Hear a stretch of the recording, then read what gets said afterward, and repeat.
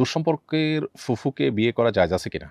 আমরা দুজন দুজনকে পছন্দ করি এবং বয়সে আমি মেয়ের থেকে বড়। উত্তর হলো যে নিজের আপন ফুফু বা দুধ ফুফু এই দুজন আমাদের জন্য হারাম বিয়ে জন্য। আর তারা মাহরাম হিসাবে গণ্য। তাদের সাথে দেখা করা যাবে এবং তাদের সাথে বিবাহ করা নাজায়েজ।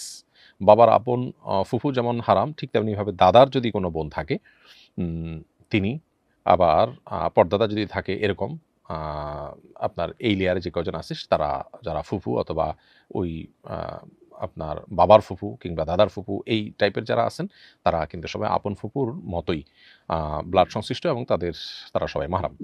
সো তাদের সাথে বিবাহ বন্ধনে আবদ্ধ হওয়া হারাম। আর আপনার বাবা যার দুধ পান করেছেন অথবা দুধ সম্পর্কিত কোনো আপনার ফুফু থাকলে সেটাও আ মাহরাম হবে এবং তিনিও বিবাহ বন্ধনে আবদ্ধ জায়েজ হবে না। এছাড়া দুঃসম্পর্কের কোনো ফুফু যদি হন, ধরুন আপনার চাচা তার বোন। তাহলে এমনিতে নিজের চাচাতো বোনের সাথে যেহেতু বিবাহ জায়েজ, অতএব চাচার বোন ফুফু তিনিও আপনার জন্য মাহরাম নন, বিধায় তার সাথে বিয়ে করা জায়েজ। অতএব দেখতে হবে যে আপনার এই ফুফু যার সাথে আপনি বিয়ে বসতে চাচ্ছেন তিনি কোন ক্যাটেগরির? আপনার বাবার কিংবা দাদার কিংবা পর্দাদার তাদের সবার বোন আপনার জন্য মাহরাম।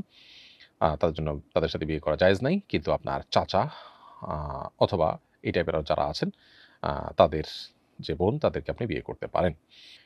এরপরের প্রশ্ন হলো অলংকারের জাকাতের ক্ষেত্রে কি খাদ বাদ দিয়ে হিসেব করা যাবে?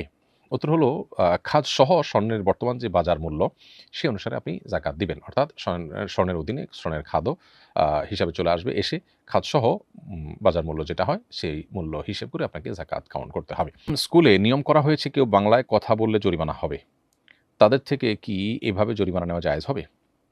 উত্তর হলো ইংরেজি শেখানোর জন্য ইংরেজি ভাষার দক্ষতা বাড়ানোর জন্য বাংলা ভাষা যেন চর্চা না করে একটা লিমিটেড টাইম একটা বিশেষ পরিবেশে।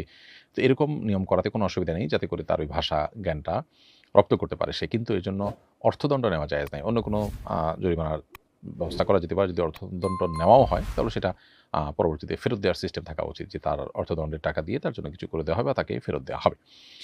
এরপরের প্রশ্ন হলো আমরা ২ বোন ৩ ভাই।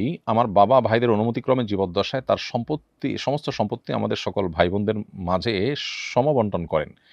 এখন কিছুদিন যাবৎ ভাইরা বলছেন বাবা এই বন্টনের মাধ্যমে জুলুম করেছেন। এটা কতটুকু সত্য?